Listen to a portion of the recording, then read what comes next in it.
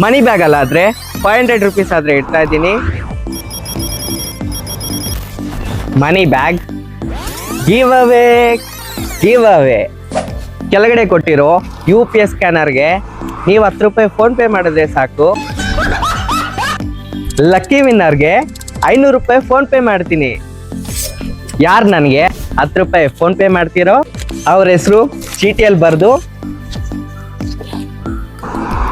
ಜನವರಿ 14ನೇ ತಾರೀಕು ಸಂಕ್ರಾಂತಿ ದಿನ ಒಬ್ಬ ವಿನ್ನರ್ನ ಅನೌನ್ಸ್ಮೆಂಟ್ ಮಾಡ್ತೀನಿ.